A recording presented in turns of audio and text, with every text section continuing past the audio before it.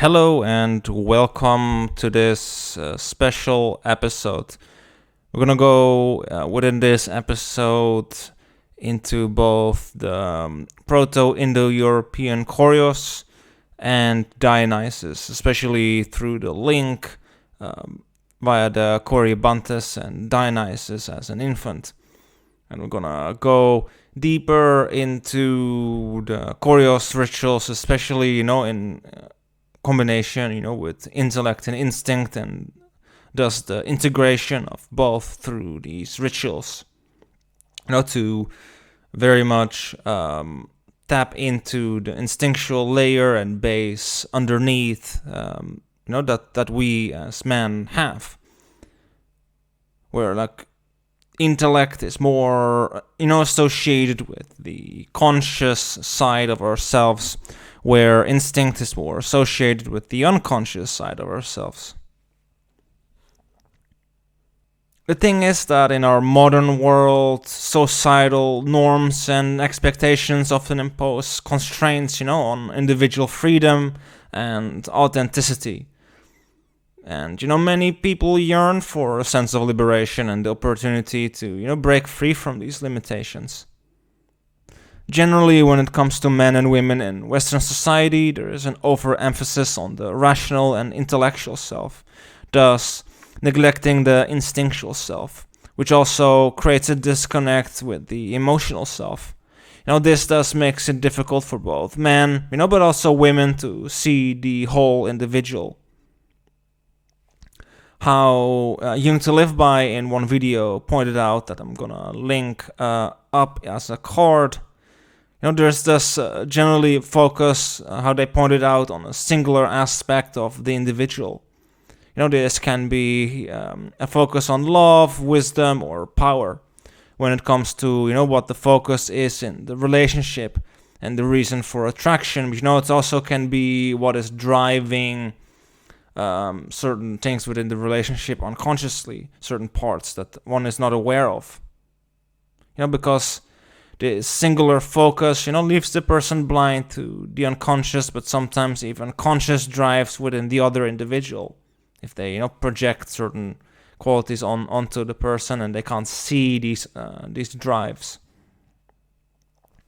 And this inability, to see the other aspects can, also thus lead to resentment, disappointment, and the breakdown of the relationship long term. Where Young to Live By looks at it from their own particular lens, I, however, look at it from a so Proto-Indo-European lens. And, this is how eros, or love, would be actually possible. Eros or love, being really the preferable reason for coming together for a healthy relationship. Without there being the Adlerian or Freudian problem, meaning unintegrated instinct, nor it going into a distorted unconscious power drive, for instance. But it can play out in other ways too. When both intellect and instincts, are not in balance, this can lead to an inner conflict that seeks expression. Personal but also cultural complexes can, play a role in this, either diverting the connected libido, so psychic energy, from unintegrated instinct into other behaviors, which can, potentially be destructive, but also can lead to regression, where a person's libido, can regress into other earlier behaviors out of frustration and it flowing back to an earlier stage. And this really depends on the individual, like how this goes back. It can go into food, but it can go into, other things as well. And this tends to happen as, the excess energy seeks an outlet, But then, if this happens, and there are such patterns playing out within one's life, where this excess energy, this excess libido is flowing into something in a big way, one has to then wonder where this excess energy is coming from, because it might actually not be that the thing that's happening is the problem, but that it's something else that is creating a block where it can't flow into, so it's flowing into something else to compensate, like to have some energy outlet. This requires self-reflection and to see, within one's personal life, like what's going on there. And really, figure out what is causing it. And another thing that can happen is that the psychic energy coming from unintegrated instinct can flow up but be blocked by a personal or cultural complex. And this complex can then either fling affect, so emotions at ego consciousness, but also influence the person's thoughts, emotions, and behaviors, for instance. Such as keeping a person in certain loops of behavior, or even unconsciously drive a person's ideas. So certain shadow content, so things that have been repressed can come up unconsciously and unconsciously drive a person's ideas towards something. And this can be even a repressed archetype as well, that becomes more in its shadow state, and then it's expressing itself like that unconsciously, which can lead to negative consequences. But when it comes to unintegrated instinct, in the ancient past, these problems were solved through the Arkteia and Koryos rituals. And we can see this especially from a Jungian lens through the symbolism present within these rituals.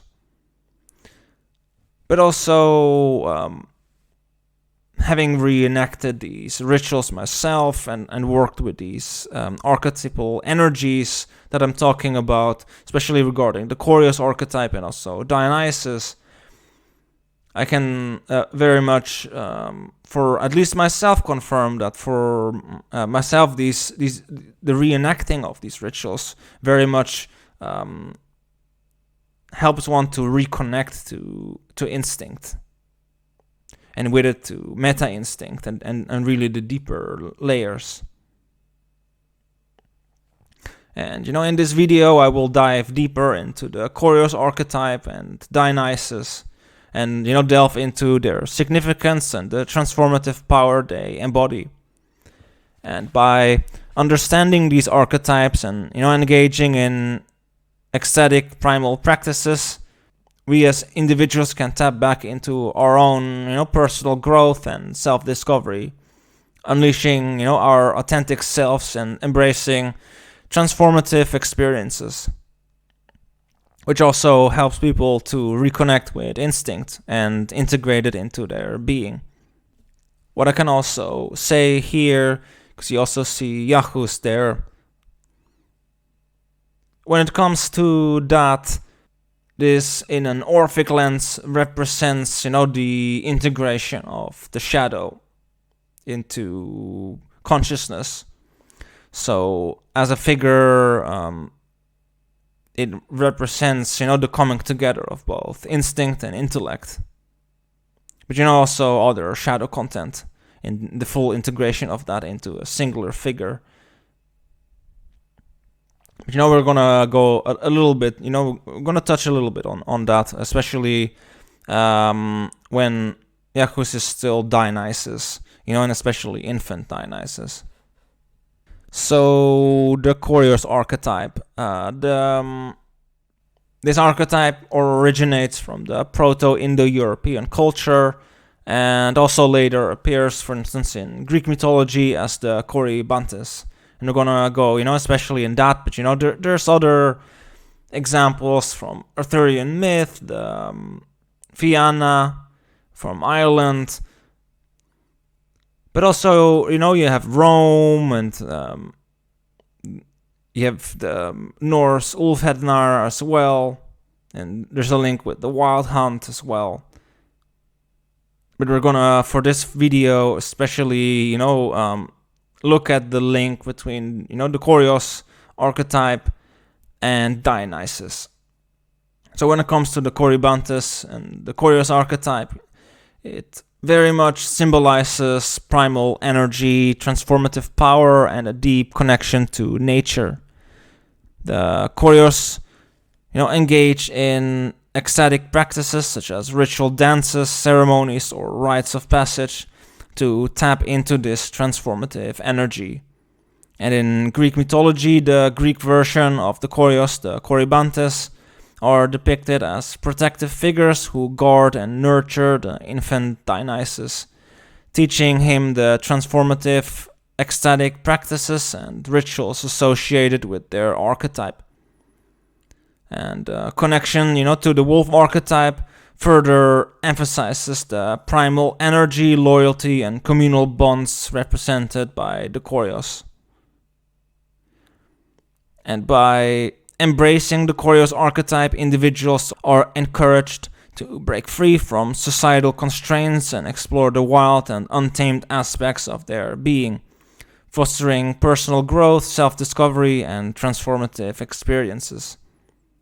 And it's very much also, the case because of the nature of the Koryos, because it's a recurring theme with these other manifestations of it as well, where they go out from the host society through a period of a few years or many years. It depends on the particular tradition, where they would go, they would go out into the world. It was very much necessary to step outside of the host society, to step outside of that, to reconnect to our primal nature, so one can very much reintegrate oneself in a more conscious manner without, unconsciously being guided by these societal constraints. Because how else can one, transform that and revitalize society? But then also, one important thing to point out is that dance, according to Greek thought, was one of the civilizing activities, like winemaking or music. And in the Koryos tradition, dance holds a profound connection to primal instinctual energies and the archetypal depths of the collective unconscious from a Jungian lens. Dance as a form of expression and embodiment, taps into these archetypal patterns and brings them to the forefront of conscious experience. And the Koryos tradition, rooted in ancestral warrior practices, is closely tied to the archetype of the warrior. And the warrior archetype embodies qualities such as courage, strength, discipline, and a connection to the primal instincts necessary for survival and protection. And by engaging in dance within the Koryos context, individuals would connect with these archetypal energies and express them through their movement and embodiment. And dance, in its essence, involves the integration of body, mind, and spirit. And it allows individuals to transcend the limitations of rational thinking and tap into the intuitive, nonverbal aspects of the psyche. And, through dance, one can access the depths of the unconscious where archetypal patterns reside. And from a Jungian lens, in the Greek context, dance as a civilizing activity suggests that it played a role in bringing order and harmony to society. And it can be seen as a means of channeling and balancing the primal instinctual energies within individuals and communities. And by engaging in dance, individuals can explore and integrate their own shadow aspects, the unconscious, often repressed parts of the self, leading to a greater sense of wholeness and psychological well-being. Especially when it comes in, to dancing in this ritualistic manner, how it's done within, the context of the Koryos tradition. And especially, regarding the Korybantes, for instance, as well. And additionally, this type of dance is also a communal activity that fosters a sense of collective identity and cohesion. It brings people together in shared rhythm and movement, creating a sense of unity and connection. Specifically in the Koryos tradition, the dance within the warrior bands or brotherhoods would have served as a means of strengthening bonds, reinforcing kinship ties, and aligning individuals with the collective purpose and values of the group. And similarly, the warrior bands and what they did together served this same purpose. Then when it now comes to Dionysus and Corybantes, well, first, Dionysus is a Greek god associated with wine, fertility, ecstasy, and dramatic arts, and he is often depicted as a liberator, disruptor, and champion of transformation. And Dionysus symbolizes the wild, untamed aspects of human nature and the breaking of societal norms. And in Greek mythology, Dionysus is closely linked to the Koryos archetype, as they protect and teach him their transformative practices. Both the Koryos and Dionysus embody the unleashing of ecstatic primal energy for personal and collective transformation. And in that sense, Dionysus inspires individuals to tap into their instincts, desires, and inner depths for personal growth and self-discovery. And by embracing authenticity, spontaneity, and the primal self represented by Dionysus, individuals are encouraged to challenge limitations, both self-imposed and external, and explore new dimensions of experience. But it's also through this integration of the instinctual self, and with it the possibility of the integration of our emotional self, that liberation is possible. Liberation of these unconscious drives that would, unconsciously drive us, where, we become conscious of them and we become connected to them. So they don't longer drive us in that way. We have conscious control over it in a manner that's like, we can acknowledge it and be like, okay, well, is this actually a good thing to do? Yes or no? Where we don't have to push it away. We can acknowledge it and be like, okay, and then we can do something with it. If it's not the right thing to do, well, then we don't act on it. But if it's the right thing to do, then one should act on it. And like I had said, it also links to Rome very much as well regarding the Koryos archetype. But then, when it comes to both the Koryos and the collective unconscious, the Koryos archetype itself, with its association to the Brotherhood of Warriors, resonates with the concept of the collective unconscious and Jungian psychology.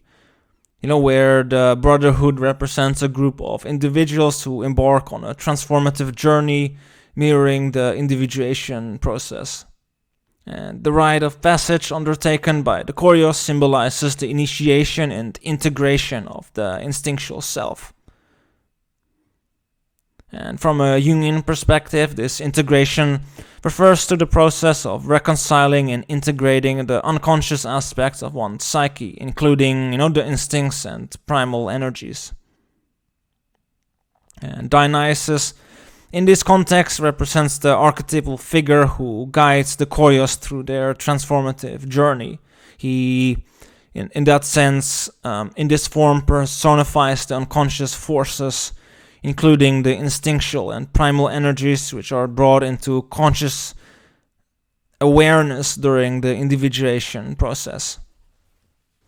And in that sense, the Koryos' journey of personal growth, self-discovery, and integration of the instinctual self through these rituals, corresponds also to the process of individuation. And through their rite of passage, they confront and embrace the shadow aspects, acknowledging and integrating the wild and untamed elements of their psyche. And from a Jungian perspective, the exploration of ecstatic primal energy can be seen as a way to access and engage with the archetypal energies present within the collective unconscious, And this exploration, thus helps individuals connect with the deeper layers of their being, facilitating transformative experiences and thus personal growth. And also the transcending of societal limitations and embracing authenticity in the context of the Koryos archetype also, aligns with the individuation process's goal of self-realization and living in alignment with one's true nature. And when it comes for self, through such rituals and dances, you can tap into these archetypal energies and through that help with the exploration of personal desires and emotions. And individuals thus can tap into, these transformative energies connected, to the power of these ecstatic primal energies. But on a deeper layer, the Koryos warrior band, goes even further back to the hunter archetype from a Jungian lens, which represents our primal instincts and connection to nature. I don't want to go too deep into the hunter archetype in this video, but what I can say is, that qualities associated with it would be, focus, determination, primal instincts, self-reliance, adaptability, independence, courage, and resilience. And the hunters would rely on their skills, knowledge, and resourcefulness. And the hunter archetype embodies, self-reliance and the ability to navigate challenges. But also it's connected to a deep connection with nature, and the hunters would in that sense also, understand the cycles of nature. And the archetype also, emphasizes balance, harmony, and respect for all living beings. And within my History of Consciousness course in the Age of Gemini video, especially regarding the part of the Arkteia rituals, I go a lot deeper into this. So if you're interested in learning more about that, about this more hunter-gatherer mindset, I'd suggest to sign up on Patreon regarding that. But when it comes, to both the Koryos archetype and the hunter archetype, it's an important factor to keep in mind, when we try to tap into the Koryos archetype, that we're aware of this deeper hunter archetype layer that's within it. The inner hunter-gatherer. But when it comes to ways to embody the Koryos and / hunter archetype, one way would be, for instance, animal tracking and observation. One could spend time in nature observing and tracking animals, and this practice, allows one to develop a connection with the natural world, enhance our awareness, and tap into the instincts associated with the hunter archetype. And it also can be a meditative and reflective experience that, brings one closer to the rhythms of nature as well. Especially when it comes to, both, the Koryos and the hunter archetype, it's very much linked. Another one that I know a little bit more about would be drumming and chanting. And one can engage in, drumming or chanting practices.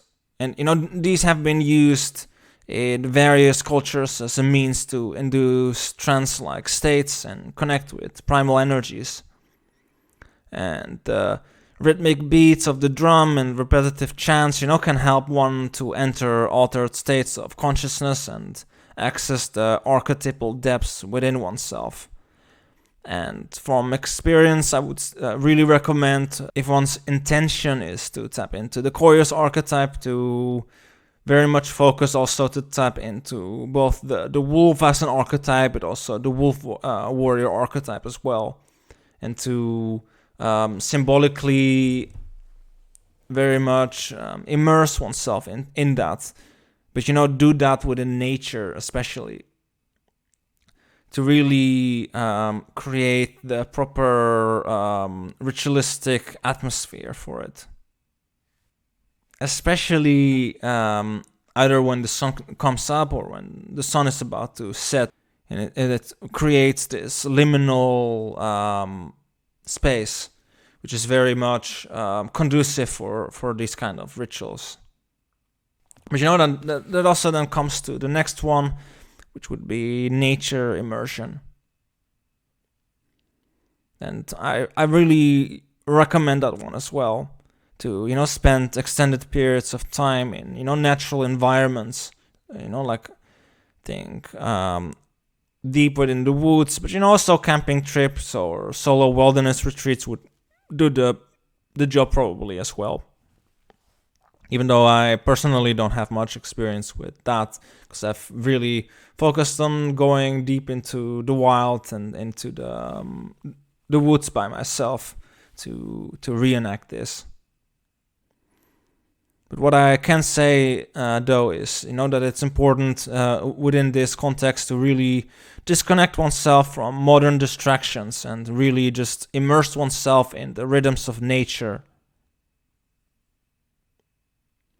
And this really can help one to attune oneself to one's primal instincts, and thus also tap into the archetypal forces that reside within the natural world. And the Koryos, but also the wolf archetype and the hunter archetype are very much part of that. Another one that is one that one could do, which also kind of taps into the Arkteia, ritual as well, would be ritual dance or movement. Both the Koryos and the Arkteia rituals had such elements. And, one can, in a modern sense, engage in intentional dance or movement practices, that embody the energy of the hunter archetype or the Koryos archetype.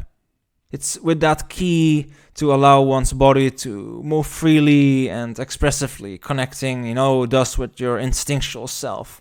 So it shouldn't be done in a very controlled manner. Personally, I would really just recommend to develop one's own, movement rituals that resonate with, your personal connection to these specific archetypes. It's like you can look at like ancient cultures and you try to reenact exactly that, but what I've found is that it's more important that you do something that resonates and that speaks to you, which is more personal. You have to find that personal resonance with like how these archetypes resonate within you, and find that, because that's way more important than really like, oh, I have to do this specific ritual or like this specific thing. It's like it can for sure help to look into that and to study these things. Very much so. But at the same time, you have to find what resonates and what can really tap into these energies for you, because that's the most important thing.